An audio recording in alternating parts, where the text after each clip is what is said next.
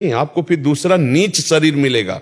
उत्तम शरीर का आपने अपमान किया, शूट कर लिया, आप विवेक के द्वारा नहीं चले तो आपको फिर ऐसी नीच योनियों में, सुअर कुत्ता न जाने कौन कौन सी योनियों में जाना पड़ेगा। इसका कारण है अध्यात्म की कमी। जैसे अगर हम शास्त्र सम्मत विचारों को देखें तो हर राजा के ऊपर एक महाराजा बैठा रहता था पहले। देखो, देवराजेंद्र के ऊपर गुरु बृहस्पति जी, अगर महाराज बलि तो शुक्राचार्य जी, जनक जी तो सदानंद जी, दशरथ जी तो वशिष्ठ जी। जहां भी, क्यों? क्योंकि आपकी क्रियाओं के ऊपर यदि अध्यात्म राजा बन के बैठा है, आपके दिमाग में हो या आपके साथ हो, तो आप बच जाओगे। अगर हम अध्यात्म को सुने, अध्यात्म को समझें, तो हमारे अंदर इतना तो निर्णय करने लायक हो जाए कि हम अपने शरीर का नाश ना करें। देखो, वेदनाएं हैं, काम की वेदना है, मोह की वेदना है, ममता है, कई आसक्तियां हैं जो जीव अज्ञान के कारण उनको इतना पोसे हुए है, इतना माने हुए है कि वो अपने प्राणों को भी उतना नहीं चाहता है, तभी तो प्राण हत्या कर लेता है, अपनी हत्या कर लेता है।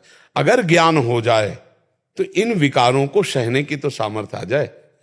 आत्या किसी भी बात का कोई मतलब निर्णय नहीं कि आत्म कर लिया तो हम, ये सब नहीं, ये बहुत अज्ञान की बात। हम लड़ना सीखें। आज छुट्टी नहीं मिली तो कल मिल ही जाएगी, लेकिन मर गए हम तो क्या होगा? या हमने कोई घटना घटा दी तो फिर क्या होगा? विवेक को हम जागृत करें। विवेक बिना सत्संग के नहीं होता। बिन सत्संग विवेक न होई और राम कृपा बिन सुलभ न सोई। हाँ, तो ये सत्संग की कमी के कारण नहीं, हमें तो कोई और उपाय नहीं दिखाई दे रहा जिससे संभाला जा सके। एक उपाय है सत्संग और नाम जप। अगर साधन को हरिभजन है, कै सत्संग सहाय। यदि भगवान नाम जप है और सत्संग है तो बहुत जल्दी हमारे अंदर आनंद की उत्पत्ति हो जाए। आनंद हो जाएगा तो हम टिक सकते हैं। निज सुख बिन मन होई की थीरा। जब तक हृदय के आनंद को हम नहीं पहचानेंगे तो देखो, इतनी बढ़िया पोजीशन है, रुपया भी मिलता है, खान पान भी बढ़िया मिलता है और सम्मान भी मिलता है। आप जब इस वर्दी से हो ना, तो हमारी दृष्टि आपको ऐसे करती है कि हमारे भारत के रक्षक हैं, हमारे राष्ट्र की सुरक्षा के लिए अपने प्राणों को समर्पित है। तो हमारा हृदय, भाई आप जैसे हमें साधु मान के सम्मान करते हैं, तो हम जब अपने भारत के राष्ट्र सैनिकों को देखते हैं ना, तो हम उनको संत और सैनिक, हम एक भाव से देखते हैं उनको कि हमारे राष्ट्र की सुरक्षा में। देखो, कई कई महीने अपने परिवार से बिलग रहते हैं। बहुत सी सुख सुविधाओं को छोड़कर जहां इनको तैनात कर दिया गया, वहां बिल्कुल सावधान होकर के तैनात है। भले प्राण चले जाएं, लेकिन वहां कमी नहीं होने देंगे। जब तक जीवित है तब तक वो सुरक्षा में रहेंगे, तो हम इनका सम्मान करते हैं। अब अपनी इस गरिमा को नहीं जान पा रहे हैं, अपने अंदर की वासनाओं को नहीं निकाल पा रहे, अपने अंदर के जो प्रश्न है सांसारिक, उनका समाधान नहीं पा रहे, तो असंतुष्ट होकर के निर्णय गलत निकल जाता है। हमें लगता है शरीर का नाश करना कोई समाधान नहीं है, ये कोई मार्ग नहीं है। इसके लिए सत्संग जरूरी है। यदि सत्संग सुना जाए तो ही, नहीं तो जैसे ये कि क्या जरूरत है सत्संग की? तो ठीक है, आप गोली से बाहरी शत्रु को मार सकते, लेकिन निज काम को, क्रोध को, लोभ को, मोह को, मद को, मत्सर को फिर ये मारेंगे अंदर से, फिर तो अशांति पैदा हो जाएगी। अशांति पैदा हो जाएगी तो फिर जीना अशांत से कुता सुखम। जब चित्त अशांत हो जाता है तो कुछ अच्छा नहीं लगता, न राष्ट्रभक्ति सुहाती है न कुछ सुहाता है। फिर अपने को नष्ट करना या सामने जो भी हमारे प्रतिकूल आचरण करे उसको नष्ट करने की भावना आ जाती है। इसलिए अध्यात्म ही एक उपाय जिससे परम शांति प्राप्त हो सकती है। नाम जप किया जाए और सत्संग सुना जाए, जरूर सत्संग सुना जाए।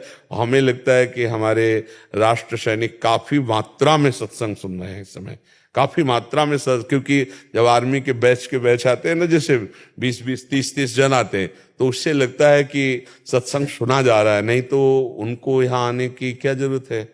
सत्संग जरूर सुना तभी तो उनका आगमन हुआ यहाँ, नहीं तो आने का यहाँ तो कोई और उद्देश्य तो हो नहीं सकता। बगैर अगर हमारा शरीर स्वस्थ होता और हम क्षेत्र संन्यास न लिए होते तो हम जरूर ऐसा करते। यही नहीं, जहां जहां हमारे को ऐसा अवसर मिलता, हम वहां जरूर जाके चाहे 10 मिनट ही मिलते, पर मिलते और अध्यात्म बल की जागृति जरूर होनी। बड़े स्तर पे महाराज जी सैनिक जन आपको सुनते हैं। हाँ, और यही एक उपाय है, यही एक उपाय है, सत्संग और हरि आश्रय। अगर हरि आश्रय जागृत हो गया, नाम जब चल रहा, सत्संग चल रहा है, तो हम आंतरिक विचारों से जैसा आपने प्रश्न किया, हम आंतरिक विचारों पर विजय प्राप्त कर सकते हैं, हम आंतरिक विचारों से लड़ सकते हैं। अन्यथा लड़ने का मतलब सामर्थ्य नहीं रह जाती, हार जाता है।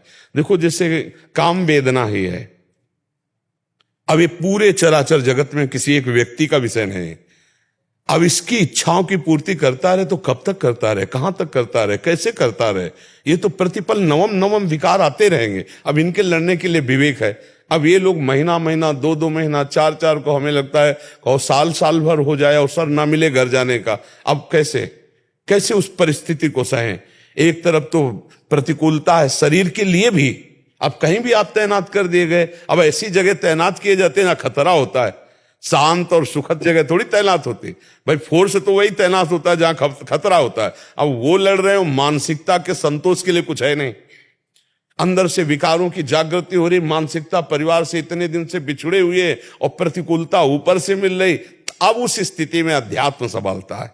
अगर अध्यात्म का ज्ञान है, अगर भगवान का आश्रय है, हृदय में आनंद है, तो सुमिरन के द्वारा अपने को संतोष में लिए हुए, नहीं तो विचलित हो जाएगा। कोई भी हो विचलित हो जाएगा। बिना अध्यात्म के सुधार नहीं किया जा सकता। संतों जो भगवान की कृपा पात्र जन है, अपने विषय का सत्संग सुने।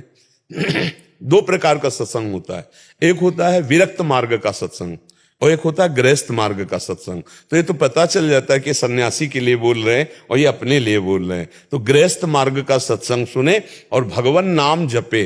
भगवान नाम बैठकर जपने के लिए हमने कभी किसी गृहस्थ को नहीं कहा, ये कहा चलते फिरते उठते बैठते काम करते। अच्छा, हम कह रहे हैं हम टांगे हैं, बंदूक टांगे हम से चल, अंदर चल रहा है राधा राधा राधा, हमें क्या परेशानी है? आप देखो तो जब करके, अगर आनंद ना आवे तो हमें बताना। परम शांति, हृदय शीतल रहेगा, एक उत्साह रहेगा और भगवान नाम साथ में है तो आप अंगरक्षक भले किसी के हो, लेकिन आपका अंगरक्षक वो नाम है। नाम पाहरू दिवस निशि, ध्यान तुम्हार कपाट। रात दिन नाम का पहरा है और भगवान के रूप का ध्यान कोई भी परास्त नहीं कर सकता। पक्का समझो, नाम रात दिन पहरा दे, राधा राधा कृष्ण कृष्ण राम राम हरि हरि। प्रहलाद जी से दैत्यों के बालक पूछते हैं, तुमको आग में डाला गया, तुम जले क्यों नहीं? तो कहते उस समय मैंने देखा जब मैं हरि हरि पुकार रहा था, मेरे हरि मुझे गोद में लिए हुए हैं। कितना कष्ट दिया गया प्रहलाद जी को, लेकिन नाम बल से वो 5 वर्ष का बालक मुस्कुराता ही नजर आया। मुझे लगता है कि नाम जब किया जाए, सत्संग सुना जाए, तो कोई भी हो कहीं भी हो सबको लाभ मिलेगा, सबका हृदय शीतल हो जाएगा। पर थोड़ा धैर्य पूर्वक, ये नहीं कि 4 दिन जपा और आनंद नहीं मिला तो हम छोड़ दें। पहले वो पाप नष्ट करेगा, पहले हमारे हृदय में जलन पैदा होगी। अगर उसको सह गए तो आगे आनंद ही आनंद है।